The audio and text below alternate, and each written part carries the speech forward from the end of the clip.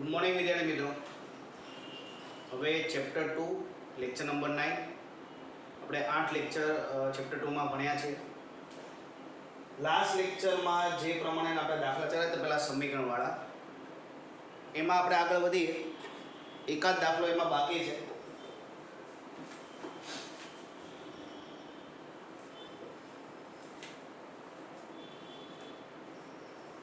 ચલો, વિધેય f નું સમીકરણ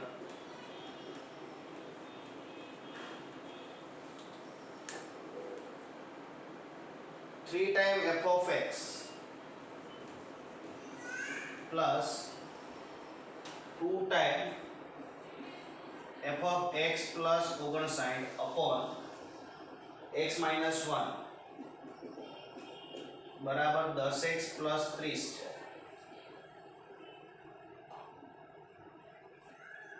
આનું સમાધાન કરે મતલબ આ એક સમીકરણ આપી દીધું છે તમને, તો f of 7 નું મૂલ્ય શોધો.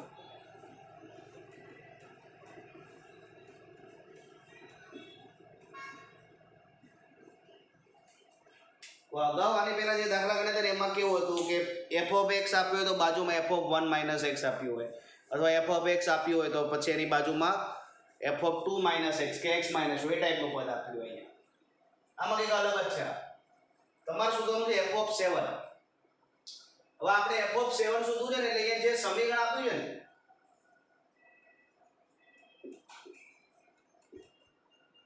Three f of x two f x plus 59 upon x minus 1 बराबर 10x प्लस 30 અને સમીકરણ નંબર 1. આમાં x ની જગ્યાએ 7 મૂકો એટલે તો f of 7 આવશે. પછી આપણે બીજું વિચારીએ શું કરવું છે.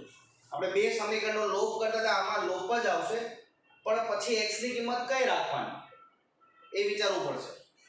પહેલા અહીંયા આપણે સમીકરણમાં x બરાબર 7 મૂકી દઈએ. ચલો, x બરાબર 7 મૂકતા 3 f of 7 plus 2 f of અહીંયા 7 મૂકો 59 ને 7 66 66 ભાગ્યા 6 થાય.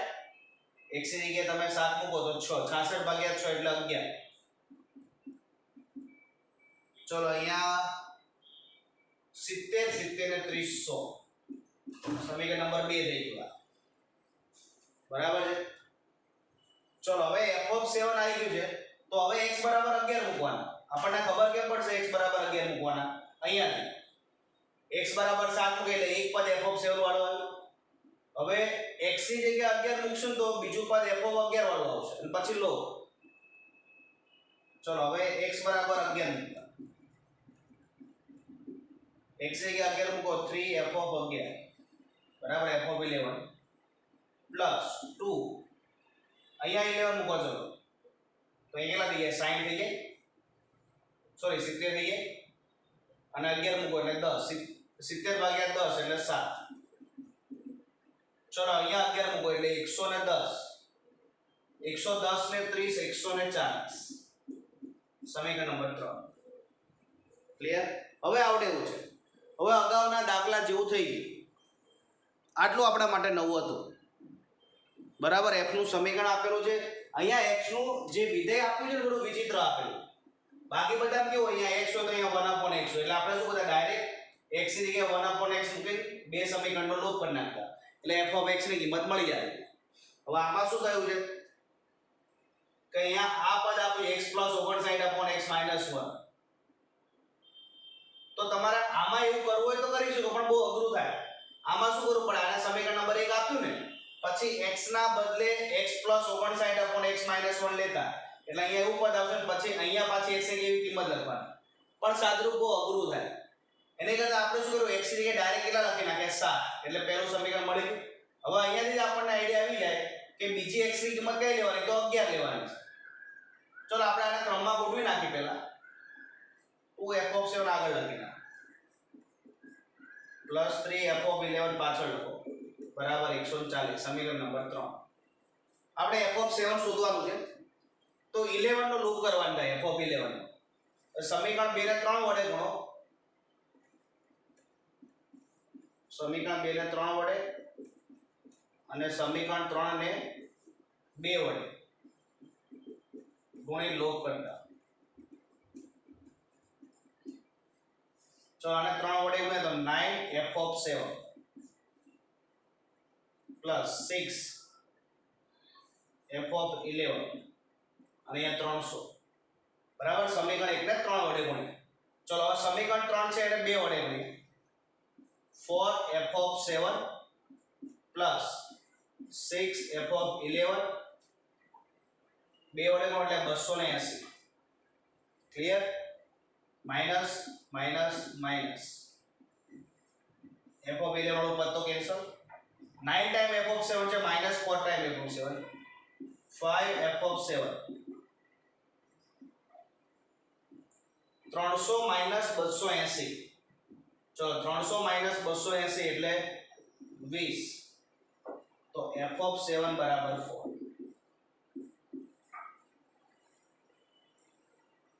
ટપી પડી કે ના પડી ક્લિયર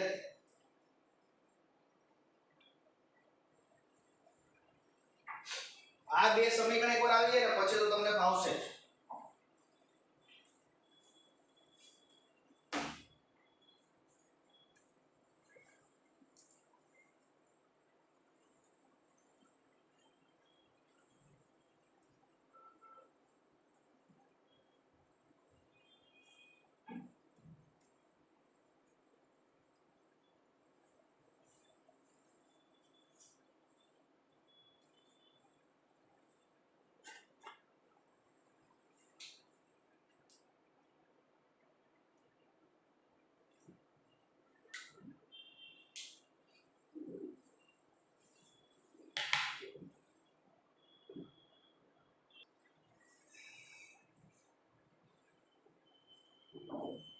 चलो एना पछीना एमसीक्यू g of x એ અંતરાલ -1 થી 1 પર વ્યાખ્યાયિત છે સમબાજુ ત્રિકોણના બે શિરોબિંદુઓ 0 0 તથા x g of x છે ટૂંકમાં તમને એક સમબાજુ ત્રિકોણ આપેલો છે સમબાજુ ત્રણેય બાજુ માપ સરખા એના ધારો કે બે શિરોબિંદુ તમને આપે અહીંયા 0 0 x g of x આનું ક્ષેત્રફળ આપી દીધું છે चलो समबाजु त्रिकोणનું ક્ષેત્રફળ છે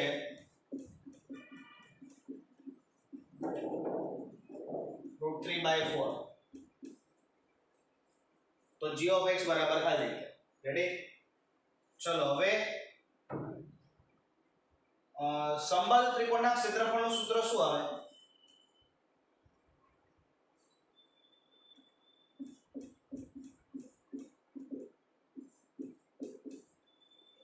बराबर √3/4 L² बराबर √3/4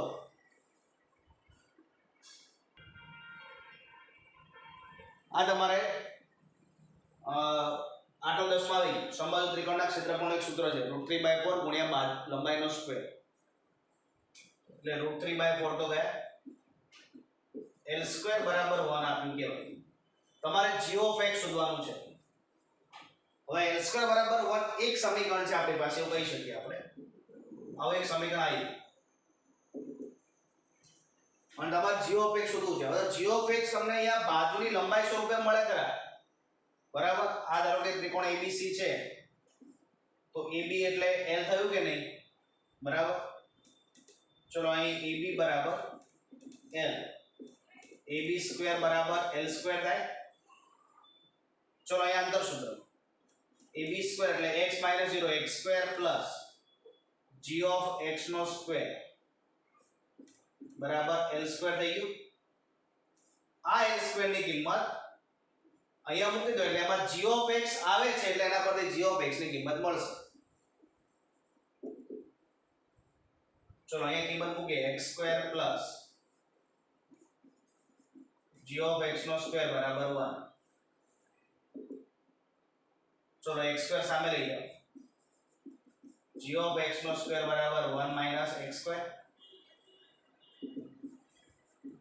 તો g of x બરાબર √1 - x² અને પ્લસ આવશે માઈનસ નહીં આવે કારણ કે માઈનસ આવશે તો બાદબાકી ઋણ હોઈ શકે એટલે પ્લસ જ આવશે બરાબર. તો g of x બરાબર √1 - x² એટલો આન્સર.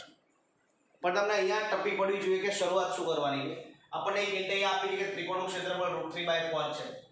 એટલે સમબાજુ ત્રિકોણનું ક્ષેત્રફળનું સૂત્ર ક્ષેત્રફળ લખ્યું √3/4 પછી એના ક્ષેત્રફળનું સૂત્ર લખ્યું √3/4 L² બંને સાઈડથી √3/4 ઉડી ગયા L² બરાબર 1 આયા છે L² ની કિંમત 1 આવી છે ચલો L² શોધવો પડે તો પહેલા ત્રિકોણ આપણે એટલે દોર્યું છે રફમાં બે શિરોબિંદુ આપ્યા છે એમાં AB એટલે ત્રિકોણની બાજુની લંબાઈ થઈ ગઈ AB બરાબર L AB² બરાબર L² અને એના પરથી આપણને L² ની કિંમત મળી એ કિંમત આપણે પાછી મૂકી તો લગત સમીકરણ નંબર 1 કહી દો અહીંયા સમીકરણ 1 પર બરાબર રકમ જોઈને એવું લાગે બહુ અઘરો દાખલો છે પણ અઘરો MCQ નથી ઈઝી છે ક્લિયર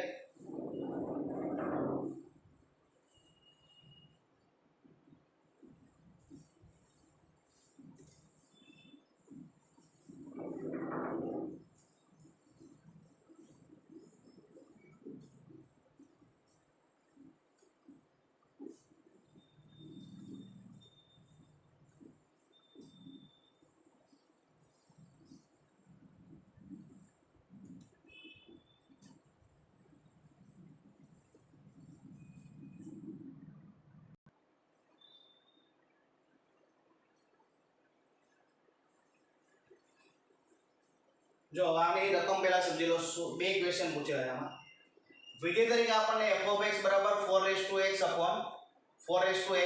આપ્યું છે f(x) + f(1 - x) નું મૂલ્ય પૂછ્યું છે અને બીજો અહીંયા આપેલું છે આનું મૂલ્ય પૂછ્યું છે ચલો સૌથી પહેલા આપણે f(x) + f(1 - x) શોધીએ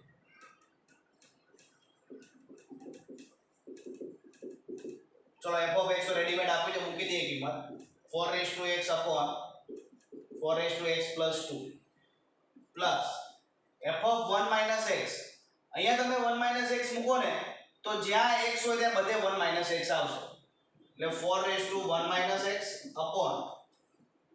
4(1 - x + 2 બરાબર હવે અહીંયા આ પદ એ છે 4(x) 4(x + 2 પ્લસ આને આપણે આમ લખી શકીએ 4/4(x) કઈ રીતે આધાર સરખો હોય તો ઘાતોની બાદબાકી થાય ને તો 1 - x ઊંધું અથવા 4(1 * 4(-x) લખાય આને 4(1 * 4(-x) તો 4(-x) ની ઘાત પ્લસ કરી નાખે સેમ વસ્તુ અહીંયા 4(1/4(x) + 2 આ પદ એ છે 4(x) + 2 પ્લસ હવે અહીંયા 4(x) છે ને લસા લઈ છેદમાં તો બેનો લસા ઉડી જાય અંશમાં વધશે 4 છેદમાં 4 પ્લસ 2 * 4(x) ખ્યાલ આવ્યો કે નહીં આ 4(x) ઉડી ગયા અહીંયા અંશમાં 4 વધ્યા 4 પ્લસ આને 4(x) વડે ગુણાવો તો આમાંથી બે કોમન નીકળે જે આની સાથે ઉડશે બરાબર 4 કોમન કાઢો તો પણ નીકળશે પણ 4 ને બે જ કોમન કાઢો કારણ હમણાં છેલ્લે કહું તમને કે અહીંયા બે જ કેમ કોમન કાઢવાના બાકી અહીંયા 4 છે 4(x) છે 4 પણ કોમન નીકળે પણ એની કરતા બે જ કોમન કાઢો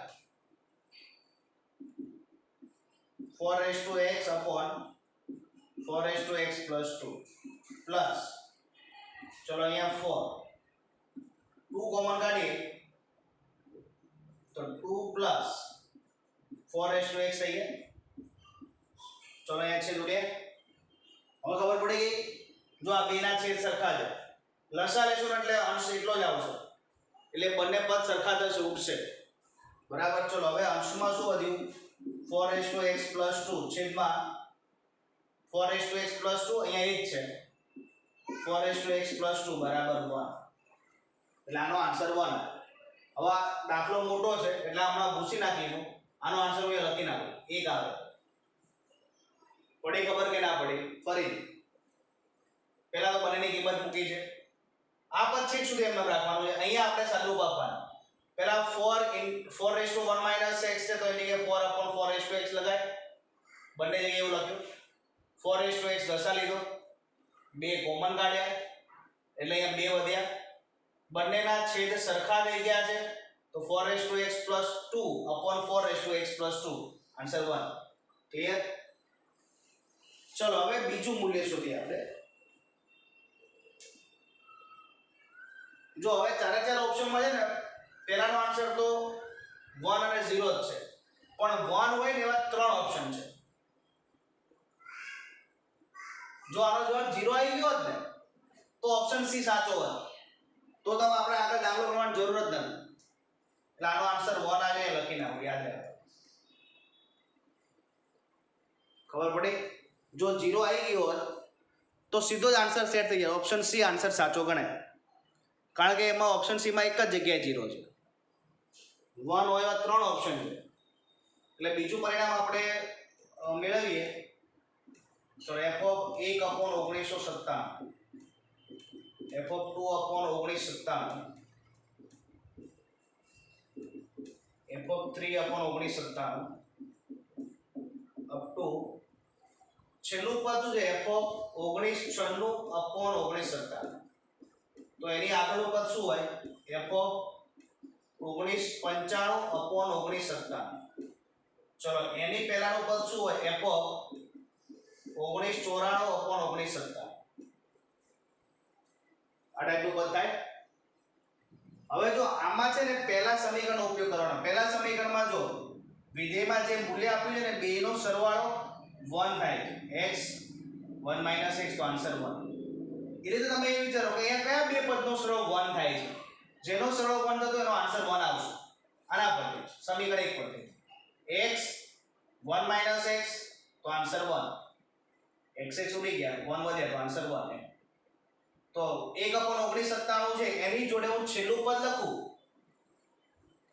આ રીતે પેરમાં તો તમે બેનો સરવાળો કરો 1 થશે બેના છેદ તો સરખા જ છે 1 + 1996 એટલે 1997/1997 1 બીજું પદ છેલ્લેથી બીજું પદ લઈ લો ત્રીજું પદ છેલ્લેથી ત્રીજું પદ લઈ લો બરાબર ચલો પેર લખું છું અહીંયા f(1/1997) પ્લસ f(1996/1997) આ પહેલી પેર પ્લસ f(2/1997)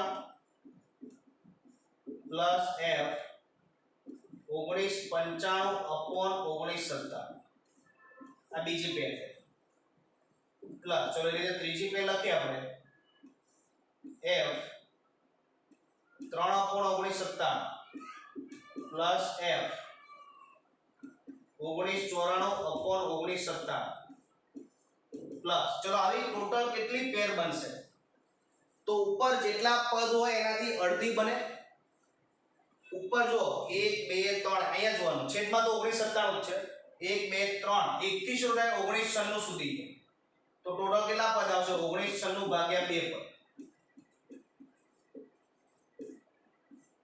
ટોટલ આટલી પેર બને એના અડધા ક્લિયર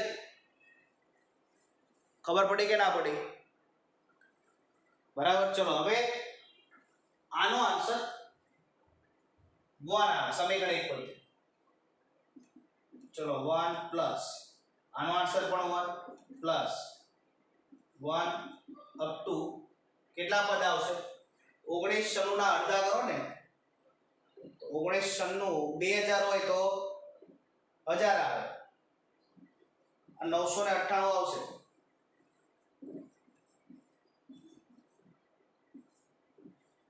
એક વત્તા એક એ રીતે ટોટલ 998 છે બે વખત એક આપ્યો તો જવાબ 2 આવે ત્રણ વખત એક એક આપ્યો તો જવાબ 3 આવે 1 + 1 + 1 ત્રણ વાર હોય તો 3 જવાબ 1 + 1 + 1 એવું 10 હોય તો 10 જવાબ આવે અહીંયા 1 + 1 + 1 એવું ટોટલ 998 વખત છે તો આનો જવાબ કેટલો આવે 998 સમજ પડી કે ના પડી એટલે 1 અને 998 હોય એવો જવાબ સાચો ઓપ્શન એ એટલે બીજું જેનું બીજું પરિણામ છે જે બીજું આપણે મૂલ્ય મેળવીએ છે એ અઘરું લાગે પણ આપણે પહેલા પરિણામનો ઉપયોગ કરીને તો ડાયરેક્ટ થાય એવું છે પહેલા પણ એમાં થોડું વિચારો જે આપણે 1 આન્સર લાવ્યા છે એમાં શું છે f(x + f(1 - x) એની અંદર જે x વાળું મૂલ્ય છે એનો સરવાળો કરીએ તો જવાબ 1 આવે છે. x x ઉડી જાય, 1 વધે તો સામે ઇક્વલ ટુ 1 છે. સેમ અહીંયા જ થાય, 1/1997 પ્લસ 1996/1997, તો સરવાળો કરો તમે, 1997/1997 એટલે 1. બધામાં એવું જ થશે જો, બરાબર. તો એના આધારે જ આપણે આન્સર લખવાનો છે. અને ઓલા પદમાં ફેરવું હોય તોય ફેરવી શકાય. પર્ટિક્યુલર જો તમારે આ જ રકમમાં ફેરવું છે તો આને એમ ફેરવી શકાય જો, 1 માઇનસ 1/1997, આને આમ લખી શકાય.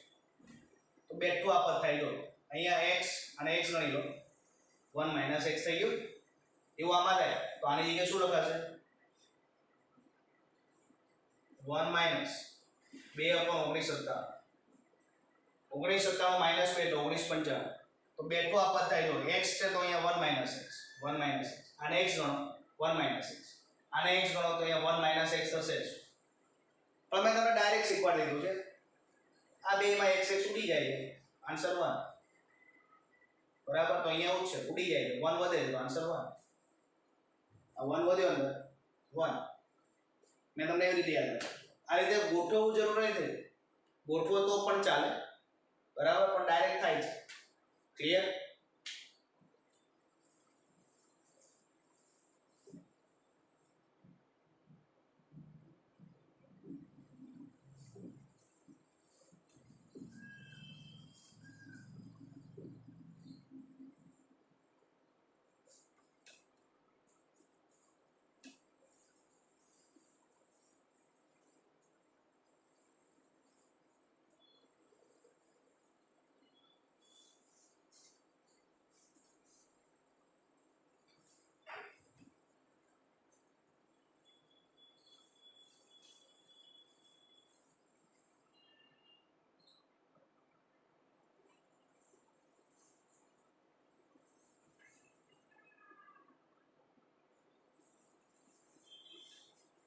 ચલો હવે એના પછીના બે એમસીક્યુ લખે છે બોર્ડ ઉપર. f of x બરાબર mod x minus 1 છે, તો આમાંથી કયું સાચું એવું પૂછ્યું છે આપણને. ચલો હવે પહેલા ઓપ્શન માટે આપણે કામ કરીએ, x બરાબર 2 ધારી લઈએ. ઓપ્શન એ માટે x બરાબર 2 ધાર, x ને 2 લખો તો f of 2 નો વર્ગ 4, f of 4 થયું. એમ કો 4 minus 1 3 થયા. x ની જગ્યાએ 2 મૂકેલે એમાં f of x નો વર્ગ છે, f of 2 નો વર્ગ. ચલો f of 2 x ની જગ્યાએ 2 મૂકો તો મોડની અંદર 2 minus 1 એટલે 1, એનો વર્ગ, 1 નો વર્ગ 1.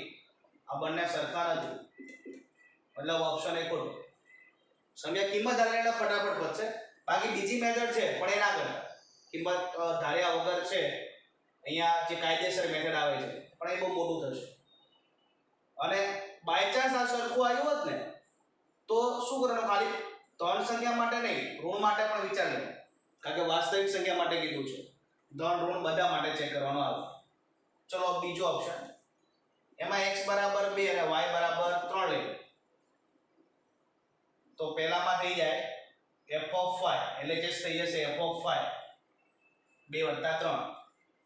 અહીંયા f of 5 મૂકો, 5 minus 1 બરાબર 4.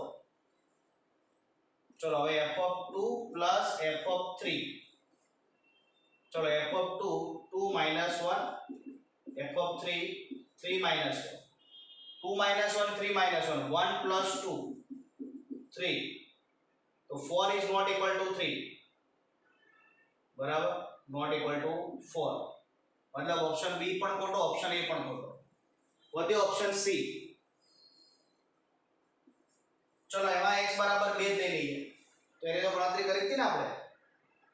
x બરાબર 2 લઈએ તો f of mod x 2 minus 1 વર જ આવશે, અને mod f of x ધન માટે તો આવશે જ, બરાબર.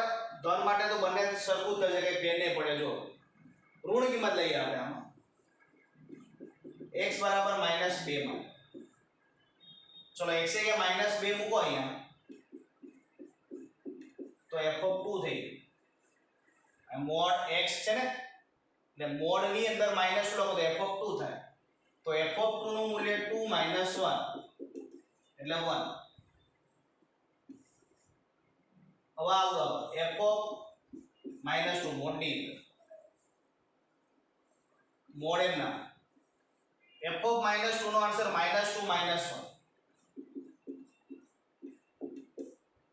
3 3 1 is not equal to 3 a b c ત્રણે ત્રણ ખોટા છે પાલન નહીં થતું એટલે ઓપ્શન ડી સાચો એક પણ નહીં જો c માં મેં છે ને x બરાબર 2 માટે ધાર્યું ને તો એમાં તો સરખું આવતું જ હતું એટલે પછી આપણે x બરાબર 2 ન લીધું બરાબર છે કારણ કે એમાં કિંમત સરખી થાય જ છે એટલે આપણે ધન ઋણ બંને માટે ચેક કરવાનું હોય છે તો ધન માટે સરખું થાય તો આપણે એક કિંમત ઋણ લઈ લઈએ મોડ આપ્યો છે ને એટલા માટે ઓપ્શન સી ની અંદર 2 પદ છે મોડવાળા તો એમાં સેટ નહીં થતું ક્લિયર એટલે એ બી સી ત્રણમાંથી એક પણ પાલન નહીં કરતું માટે ઓપ્શન ડી હવે આમાં ધ્યાન આપો ચલો વિસ્તારના દાખલા છે f of x બરાબર 2x / x² + 1 નો વિસ્તાર પ્રદેશનો આ છે એટલે આપણે એવું ધારીએ કે ધારો કે f of x નો વિસ્તાર r છે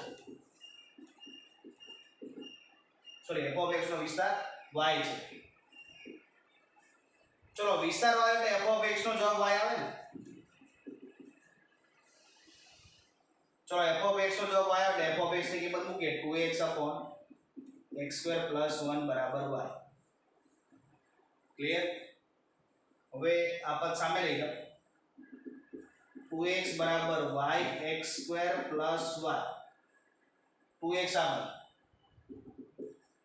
y x² - 2x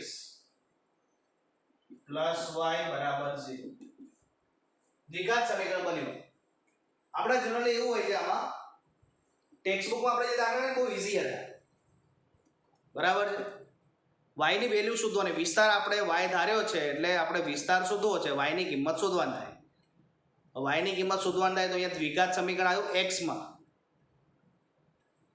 તો ગમે ત્યારે તમારે આ રીતે દ્વિઘાત સમીકરણ બનતું હોય ને x ની અંદર તો જે x² નો સહગુણક છે ને એ પહેલા 0 ધારી લો એનો 0 ધારવાનું કારણ કહું તમને એમનો x² નો સહગુણક y છે તો y બરાબર 0 ધારી લો તો y બરાબર 0 માટે y ની કિંમત 0 લઈ લો તો આ પદ 0 આ પદ 0 -2x બરાબર 0 x બરાબર 0 मतलब x ની કિંમત 0 લઈશું ને તો y 0 આવે છે વિસ્તાર 0 આવે છે ચેક કરી લો x ની જગ્યાએ 0 મૂકો તો અહીંયા 0 0/1 0 આવે છે તો એ તો વિસ્તારની અંદર 0 છે ઓપ્શન જોઈ લો જેમાં 0 આવતો એ જવાબ સાચો આમાં નહીં આવે ઓપ્શન એ ખોટો બને ઓપ્શન બી પણ ખોટો ઓપ્શન સી સાચો હોઈ શકે ઓપ્શન બી જો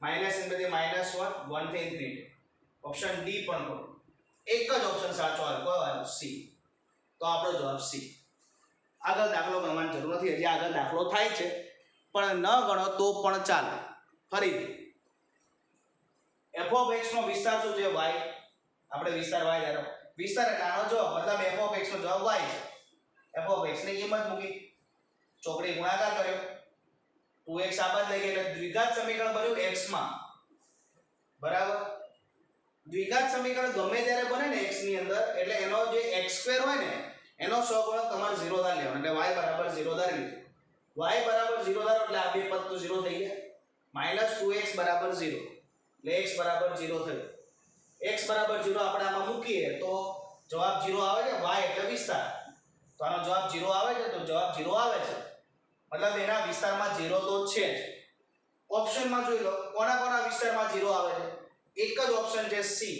જેના વિસ્તારમાં 0 આવે છે ખબર પડી કે ના પડી બરાબર એટલે અહીંયા ઓપ્શન સી સાચો પણ બાય ચાન્સ તમારે બે ઓપ્શન એવા આવે છે કે જેમાં 0 અંદર આવેલા તો આગળ દાખલો ગણવો પડે તો હવે તમારે આગળ દાખલો શું ગણવાનો કે ધારો કે y ≠ 0 તો y ની કિંમત 0 નથી તો આ દ્વિઘાત સમીકરણ વ્યાખ્યાયિત થયું બરાબર y ≠ 0 તો સમીકરણનો ઉકેલ મળે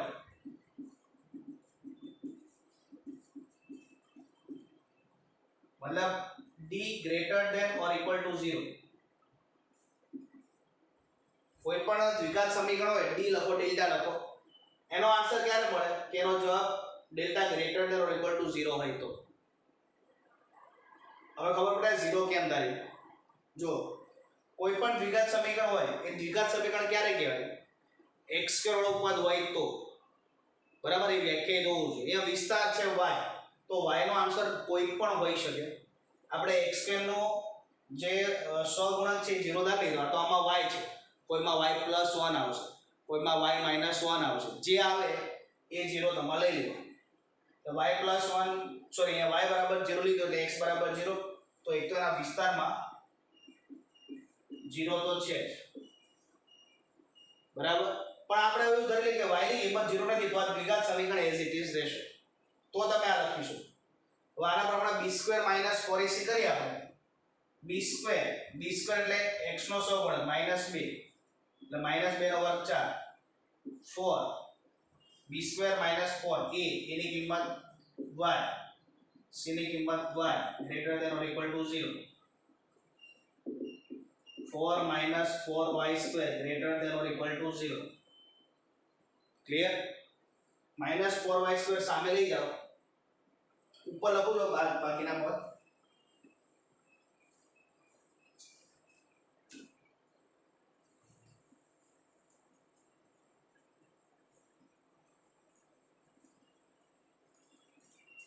જો આપણને આમાં આન્સર ખબર પડી જ ગઈ છે કયો આવે છે, પણ બાય ચાન્સ બે ઓપ્શન એવા સેટ થાય ને તો કઈ રીતે મને સમજાવવું. 4 greater than or equal to 4y². બરાબર, ચલો 4 વડે ભાગાકાર. ચલો y² less than equal to 1 કહેવાય. y² નું વર્ગમૂળ y અથવા mod y less than or equal to 1. આનો પહેલા આવી તો મેં તમને ત્યારે પણ સમજાવ્યું હતું, મેં ટેક્સ્ટ બુકમાં પણ સમજાવ્યું હતું, અગાઉ પણ સમજાવેલું છે. ગમે ત્યારે મોડ આપે અહીંયા અને અહીંયા 1 હોય તો આને લખો તમે આમ લખી શકો. યાદ કરો, આની વિરોધી સંખ્યા અહીંયા લખવાની, આ સંખ્યા અને અહીંયા વચ્ચે આમ. તો y નો જવાબ શું આવ્યો? -1 થી 1 એની વચ્ચે. ઓપ્શન સી સાચું. લેસ ધેન હોય તો જ લખાય. આ બાજુ y હો ચલ હોવો જોઈએ ને, આ બાજુ સંખ્યા હોય તો લખાશે, નહીં તો નહીં લખાય. પછી આમ હોય ને તો ના લખાય. આ રીતનું પદ હોવું જોઈએ તો જ લખાય. એટલે ઓપ્શન સી સાચો હોય, -1 થી 1. અહીંયા આપણને ખબર પડી ગઈ હતી, પણ ઘણા દાખલા એવા આવશે કે જેમાં અહીંયાથી ખબર નહીં પડે, કાં તો બે ઓપ્શન એવા જે આનું સમાધાન કરતું હશે, એટલે આપણે માટે આગળ લખવાનું. બધામાં આ જ આવશે, કારણ કે જો દ્વિઘાત સમીકરણનું અસ્તિત્વ ક્યારે હોય, એના ઉકેલનું અસ્તિત્વ ક્યારે હોય કે જેનો ડેલ્ટા છે ગ્રેટર ધેન ઇક્વલ ટુ 0 હોય ત્યારે. ઋણ હોય તો ઉકેલ અસ્તિત્વમાં જ નથી. એટલે આ ધારવાનું કમ્પલસરી, અને એના પર તમને y ની કિંમત મળશે. ક્લિયર? ચલો બીજો હવે આવતા લેક્ચર